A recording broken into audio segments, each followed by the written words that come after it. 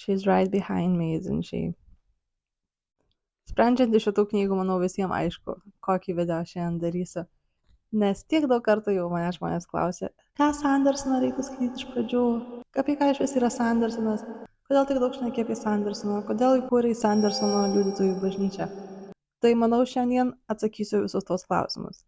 Žinau, kad žmonės vis daugiau nori dabar skaityti Sandersoną ir manau, kad daug daugiau skaitytų, jeigu Alma Litera perleistų Miglos vaikus iš naujo, nes aš noriu juos turėti savo kolekcijoje lietuviškai, bet aš tikrai nesiruošiu mokėti tokių pinigų už jau skaitytą knygą. Tai manau, yra laikas biškį pabulijant Alma Litera ir parodyti, kad žmonės tikrai skaito Sandersoną ir žmonės nori Miglos vaikų lietuviškai naujo leidimo.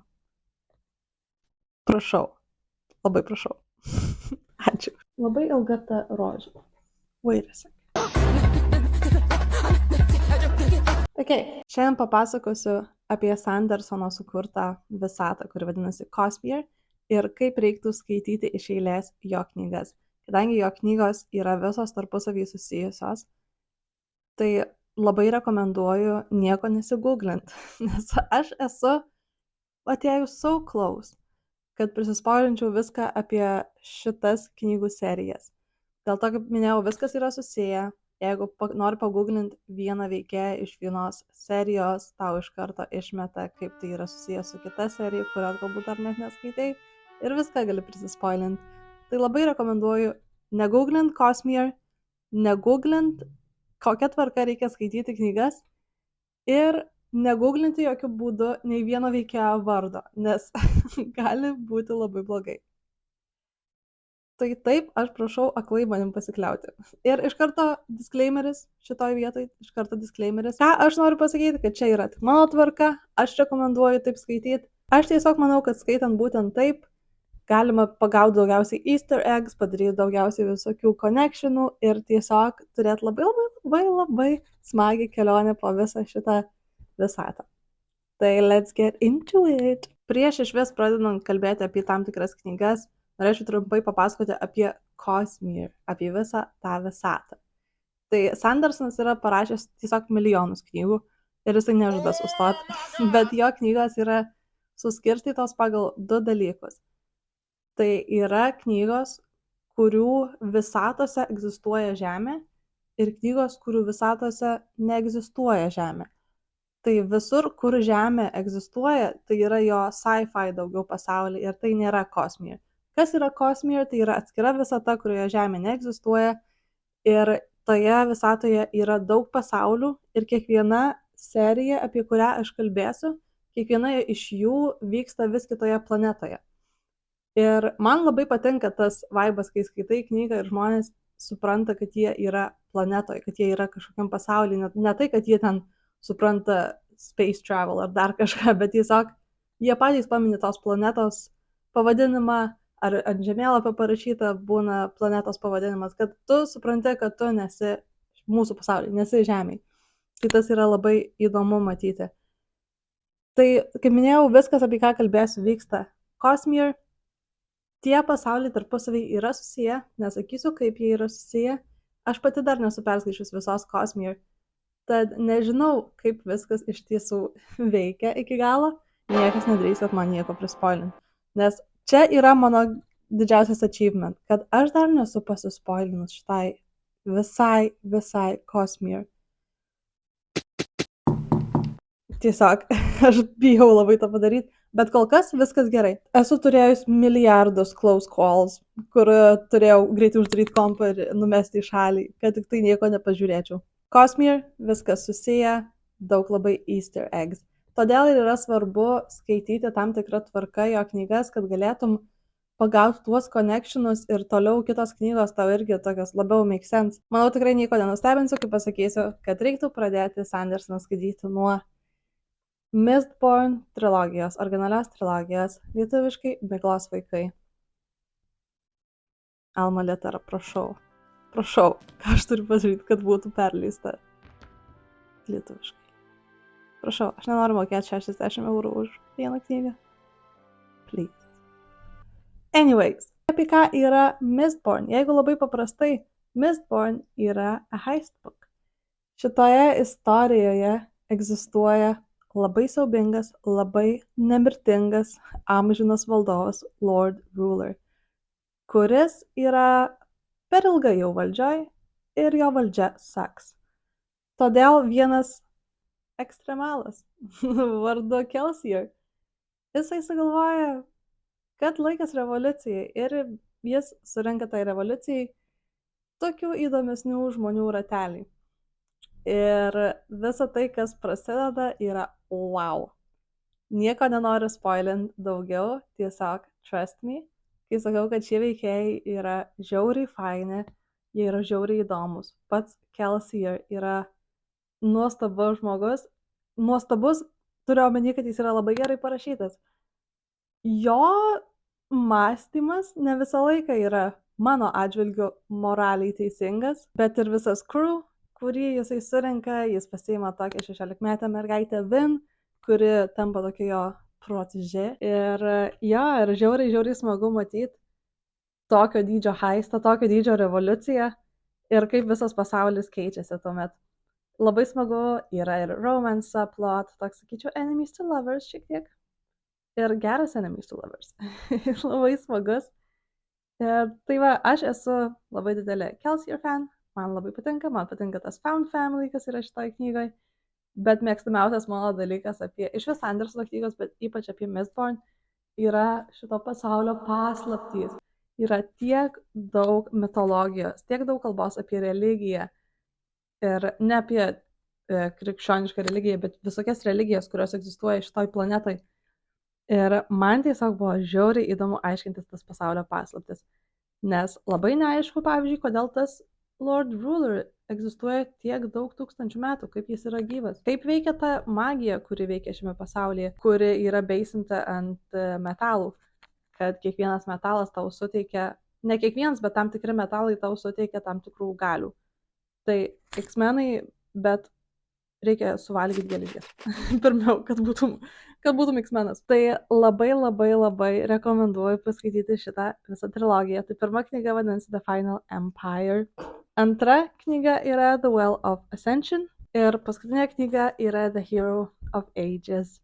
Mano mėgstamiausia knyga galbūt yra pirma iš tos trilogijos. Labai man patinka ir trečia. Mano draugui, pavyzdžiui, labai patinka antra. Bet visos trys žiauriai geros knygos yra žiauriai geros. Ir labai satisfying viskas yra surišta. Labai nemėgstu, kai istorijose lieka kažkokių plot holes, būna dalykai nelogiški, o šitoj trilogijoje tiesiog tu skaitai ir viskas taip gražiai į vietą susiklikina ir visos pasaulio paslaptys būna išspręstos. Viskas yra tiesiog tobulai sudėliota ir pabaigi trilogijas tokiu palengvėjimu, kad viskas tiesiog buvo taip gerai suplanuota, kad tau nebereikia vaikščioti ratais ir galvoti, kodėl tas buvo, kodėl anas buvo, čia kažkokia nesąmonė. Ir lygiai taip pačiai ir su veikėjų sprendimais. Yra labai daug smagių veikėjų, labai veikėjų, kurių motyvai yra įdomus. Ir galbūt aš jų su jais visais ir nesutinku, ir su jų motyvais nesutinku, bet aš jų suprantu. Būtent tiem veikėjam tokie veiksmai yra tiesiog right, just feels right. Tai taip, labai rekomenduoju pradėti nuo Mistborn, nuo Miglos vaikų, susipažinti su Sandersono rašymo stiliumi, su jo pasauliu, su jo pirmu pasauliu ir Cosmere ir tuomet judėti toliau. Antroji knyga, kurią norėčiau parekomenduoti skaityti po Mistborn, būtų Warbreaker. Tai yra standalone fantasy. Aš jos klausiau audio knygą, todėl neturiu fizinės kopijos, kurią sunku visai iš tikrųjų yra gauti. Bet klausiau audio knygą ir man labai patiko, tik didelė rekomendacija, neklausykit graphic audio, nes ten foninės dainos yra žiauriai garsiai įrašytos ir labai sunku yra girdėti, ką patys žmonės kalba, todėl labai rekomenduoju tiesiog pereiti prie paprastos audio knygos ir nebūt tempted by dramatic audio, ar dramatized audio, kaip jie ten vadinasi, graphic audio. Neklausykit graphic audio, nes ne, tiesiog ne. Bet ši istorija pasakoja apie dvi karalystės, kurios anksčiau buvo viena karalystė, viena iš jų valdo toks God King, kuris yra irgi scary, baisus, nemirtingas. Kita karalystė valdo monarchai karalius turi 2 dukras ir tam, kad palaikyti taiką tarp 2 karalysčių, jis išsiunčia vieną iš savo dukrų ištekėti už to God King. Jis turi 2 dukras, Ciri ir Vevena. Vevena visą gyvenimą treniravosi tam, kad galėtų ištekėti už God King ir kad priprastų prie kitos kultūros ir panašiai. Bet paskutinę minutę karalius apsisprendžia, kad actually jam daug labiau patinka Vevena negu Ciri ir jisai išsiunčia Ciri į tą karalystę pas God King.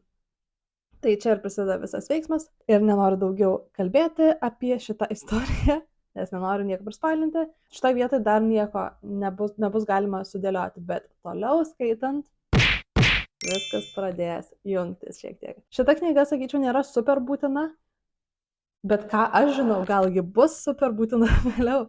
Bet kol kas, kiek aš esu perskaičius, susidūriau su dalykais jau. Kaip minėjau, tai yra standalone. Faina pertrauka tarp didesnių Sandersono istorijų. Tai visai rekomenduoju.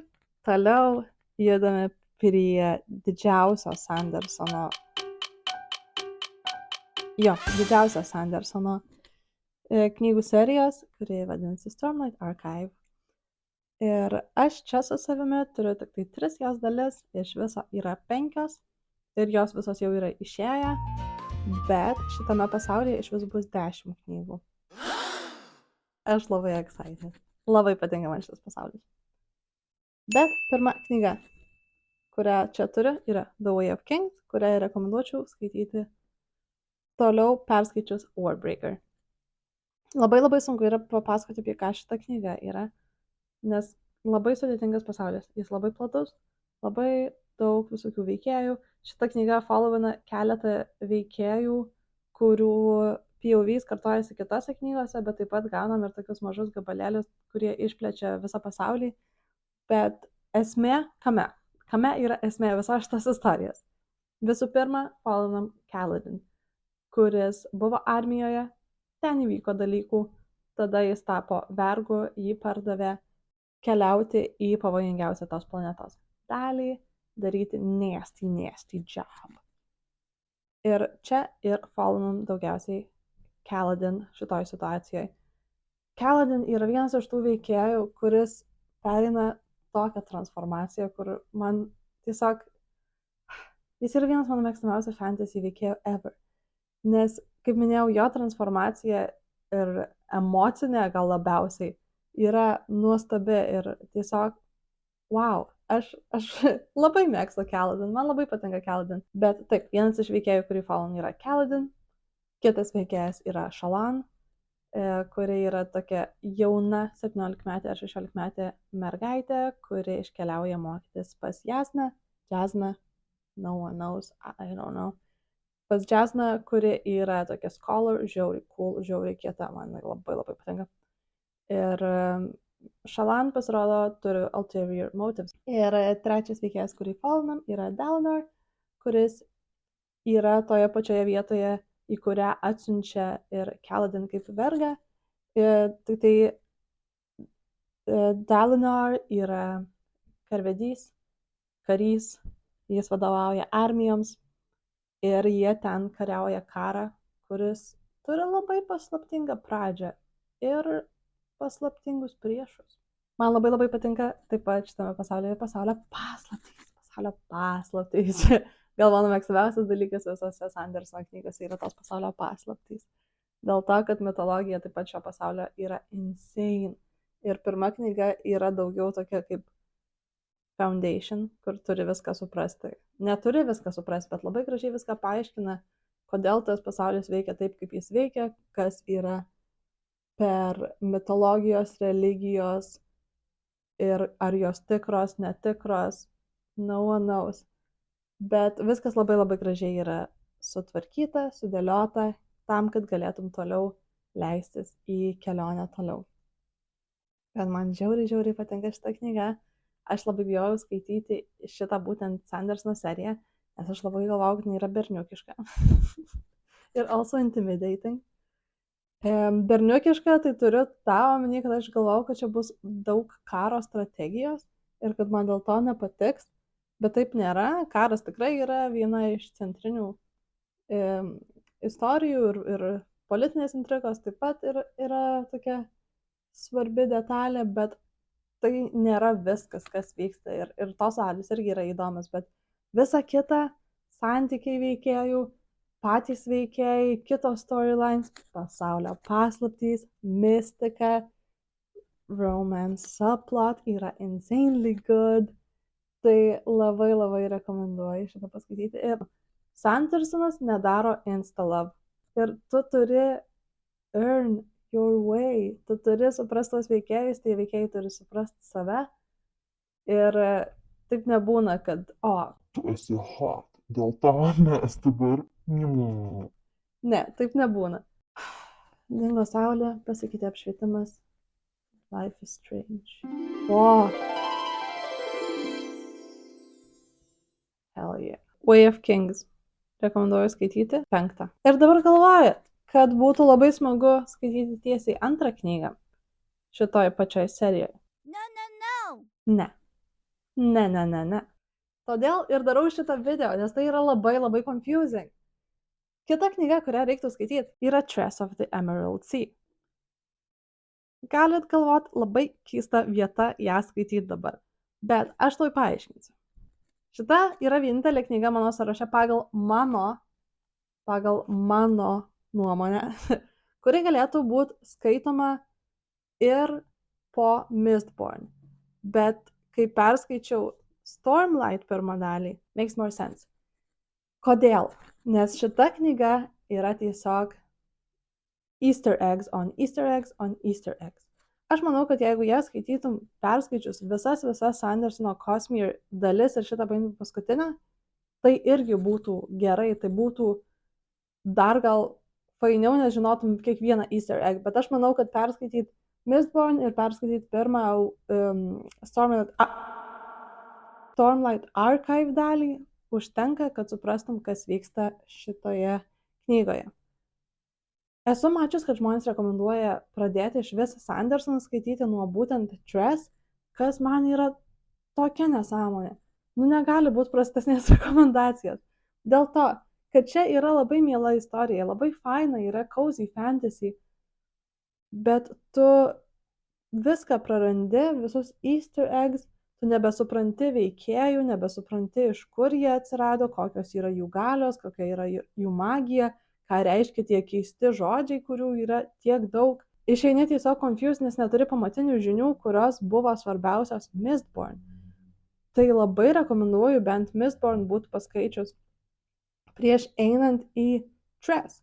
Nes aš mačiau, kad žmonės vertina ją prastai, būtent kai skaito pirmą, neskaitę kitų Sandersono Cosmere knygų. O apie ką yra Trace? Pagrindinė veikėja yra Trace. Jie gyvena saloje. Viską supa jūra, kuri yra nuodinga, kuri yra sudaryta iš ne vandens, let's just say that. Ir vieną dieną vienas jos draugas, Charlie, yra išvežamas, tarkim. Ir dalykai nutinka ir Trace turi palikti savo mielą mažą salą, ko niekada negalvojo, kad turės padaryti ir išvykti ieškoti Charlie. Ir šita istorija yra labai smagi, labai cozy, labai faina, man primena labai Princess Bride iš tono, kaip papasakota. Ir ji yra tiesiog labai tokia šilta, jaukia, labai miela. Buvau porą kartų apsiverkus dėl to, kad buvo labai tokių cozy momentų, tokių, kur nostalgija kažkokia iš manęs ištraukė. Tai labai labai faina. Pasakotojo balsas yra žiauriai smagus. Ir kuris man labai pridėjo daug šitai istorijai. Tai ir pats pasaulis yra labai fainas ir aš norėčiau, kad dar kažkada Sandersonas dar kokią cozy fantasy būtent parašytų šitoj planetoj, nes ji yra labai labai labai smagi ir kaip visa tai veikia yra labai interesting. Ir kaip minėjau, Easter eggs on Easter eggs on Easter eggs. Ir aš čia prisižymėjus esu visus Easter eggs, kuriuos aš užgaudžiau. Labai labai smagi reading experience. Ir kaip minėjau, jeigu nesiskaitęs Mistborn, tada nebus smagu. Todėl aš ją rekomenduoju skaityti po Mistborn trilogijos, po Warbreaker ir po Way of Kings. Tress of the Emerald Sea. Perskaičius Tress, galime sugrįžti į Stormlight Archive ir skaityti antrą dalį, kuri yra Words of Radiance. Kol kas man šita knyga labai patinka, labiau patiko negu Way of Kings, dėl to, kad visas foundationas toj knygoje jau yra pastatytas ir dabar jau galim toliau leisis tiesiai į action, nes šita knyga yra tiesiog veiksmas ir dar veiksmas. Ir pasaulio paslaptys jau po truputėlį atskleidžiamos, bet šitam pasauliai, tos pasaulio paslaptys veikia taip, kad tau atsako vieną klausimą, bet iš to klausimų išauga dar 20 klausimų. Kaip klausimų hidra. Tarkim, man tas žiauriai patinka ir aš pasitikiu Sandersonu, žinau, kad jis į viską atsakys savo laiku ir kad viskas bus sudėliota. Ir šitoj knygoje būtent man labai patinka Kaladin, tas vergas, tas buvęs armijos bičiukas, kuris žiauriai smagus yra. Ir jo, man jis šiek tiek primena, nesakysiu. Nesakysiu, dėl noriu niekur spoilint. Bet man labai patinka, kaip jis daro sprendimus.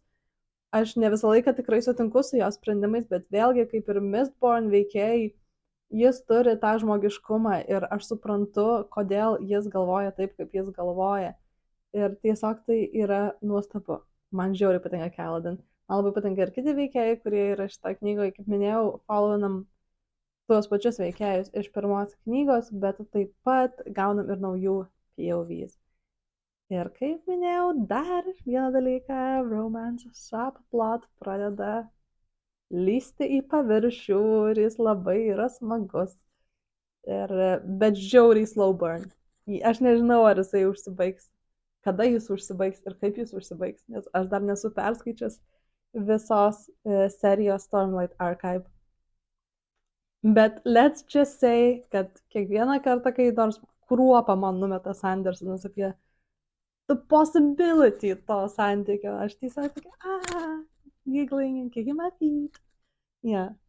Tai nepasakoju paties plot, bet jeigu The Way of Kings buvo pamatai, tai Words of Radiance yra crazy party house. Mano šuo net atsiduso nuo tokio palyginimo. Perskaičius Words of Radiance rekomenduoju pasiimti novelę Edgedancer, kuri vyksta tame pačiame pasaulyje. Tai čia yra apie veikėją, kuri buvo trumpai pasirodžiusi Words of Radiance. Ir šita istorija tiesiog praplečia tai, kas vyko antroje knygoje, tiesiog kitoje vietoje. Ir tai yra tos veikėjos pristatymas ir, kaip pats Sandersonas sakė, vienos plot hole sutvarkymas. Nes jis, rašydamas trečią dalį Stormlight Archive, suprato, kad ten yra skylė, kurią reikia užpildyti, todėl jis iš dalies parašė ir šitą novelę. Jis yra labai smagi, jis yra labai trumpa, galbūt nėra mano pati mėgstamiausia, bet manau, kad yra svarbus gabalėlis viso šito pasaulio. Todėl toliau rekomenduoju skaityti Edgedancer.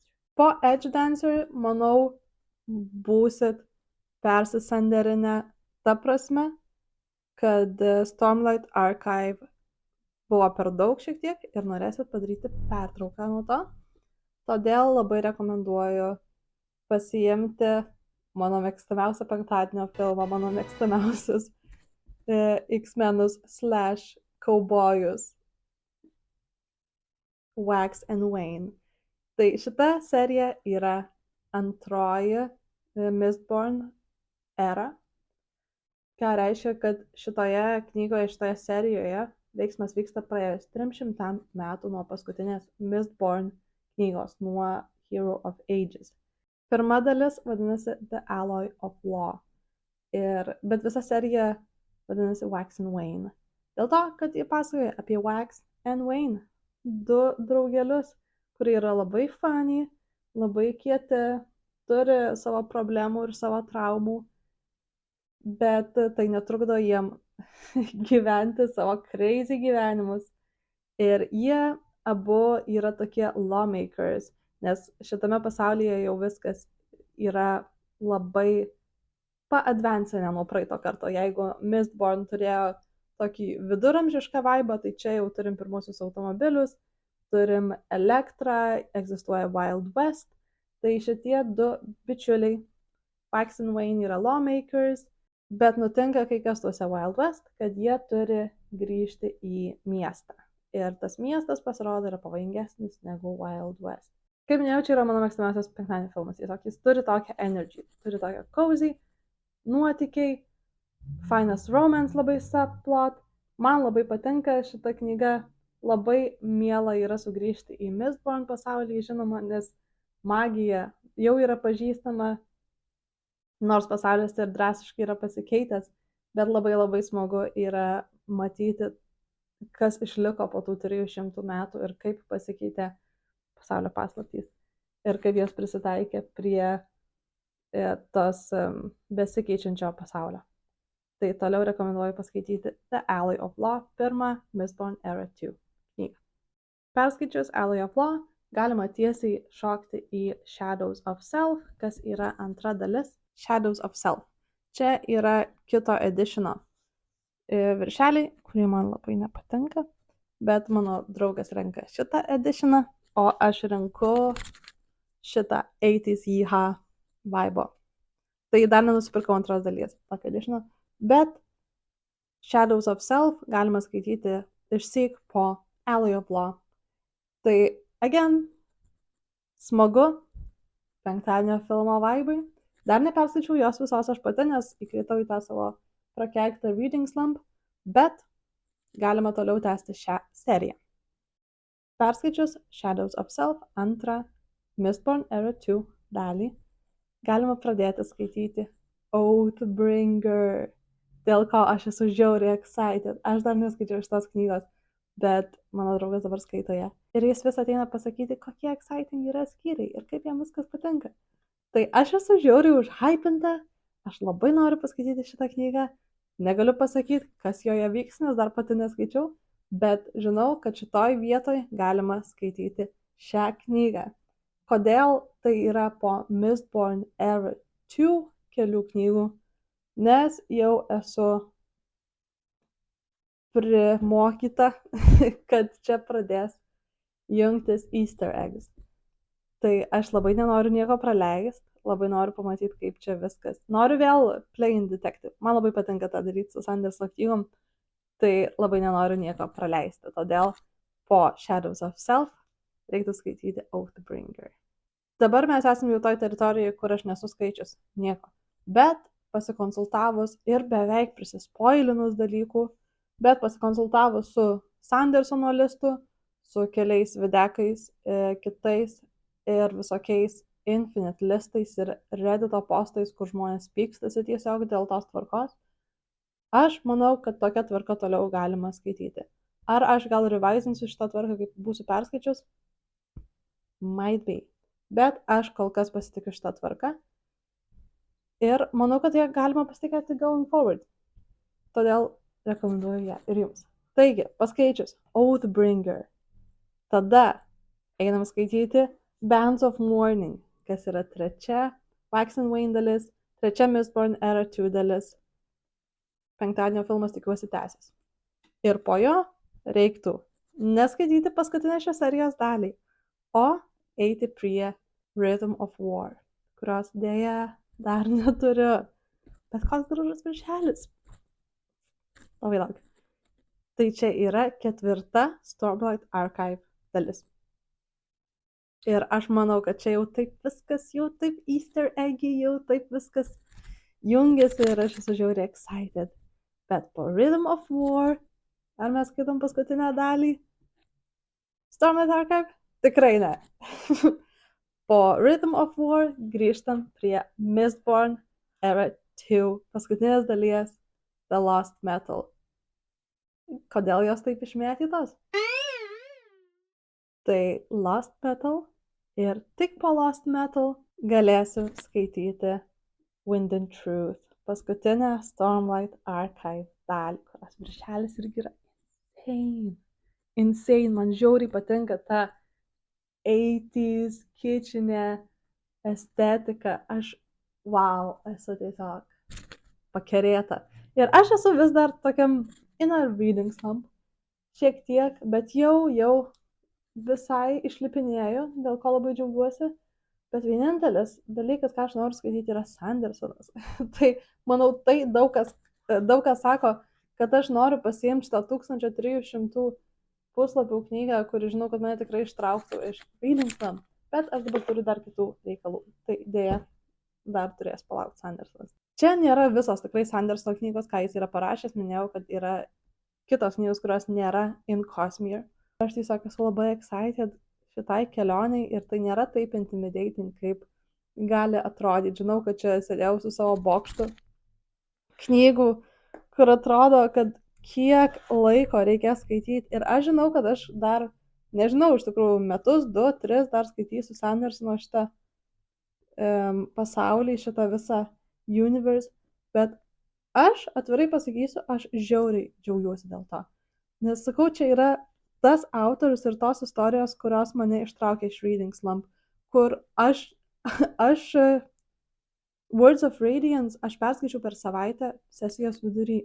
Tai labai, labai greitai tai einasi, nors tai irgi ta knyga turėjo 1300 puslapių, bet aš nesuprantu, kaip Sandersonas gali taip aiškiai, gražiai, paprastai rašyti, kur tiesiog tu atrodo žiūri filmą, tiesiog net neregistruoji, kad tu skaitai, tiesiog viskas.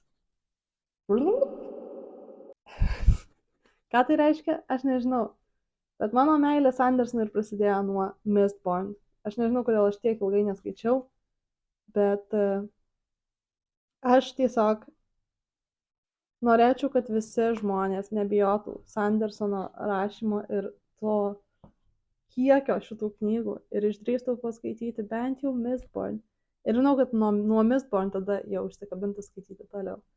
Todėl dar syk, Alma Litera, ar galėtume perleisti, prašau, Miglos vaikus, labai prašau, nes ne visi žmonės nori skaityti angliškai, o Sandersonas turėtų būti privalomas skaitimas visiems, kas nors kiek prijaučia fantasy ir galbūt netgi tiems, kurie bijo fantasy ir nori kažko lengvo ir suprantamo. Ar tai yra sudėtingas pasaulis, iš šono gali pasirodyti taip. Bet Sandersono, man atrodo, talentas ir slypi tame, kad jis moka sudėtingus dalykus paaiškinti taip paprastai ir viską taip gražiai sujungti. Ir aš tiesiog esu neapsakomai laiminga, kad aš atradau šitą autorių ir kad išdrįsau perskaityti jo knygas ir kad dabar galiu skleisti jo žodį. Labai tikiuosi, kad sudominau nors vieną žmogų, kuris nėra skaitęs Sandersono, pradėti skaityti jo knygas. Dar syk čia paliksiu visą sąrašą ir eilės tvarką, kaip aš rekomenduoju skaityti jo knygas. Manau, sąrašą įdėsiu ir į descriptioną, kad nepasimestų, kad nereiktų čia sukinėti to videko, jeigu ką. Bet taip, kaip minėjau, tikiuosi nors vieną žmogų sudominau savo video ir sudominau nors vieną knygą perskaityti Mistborn, o gal jau ne Mistborn, o Sandersono. Mistborn tiesiog always on my mind. O jeigu esat skaitę Sandersono, tai kokia mėgstamiausia yra jūsų knyga? Arba serija galbūt, o galbūt veikėjas, tik tai sutarkim, no spoilers. Nes kaip minėjau, yra žiauriai sunku neišsispoilint Cosmere. Tai būkim draugiški, šitas YouTube kanalas yra spoiler free.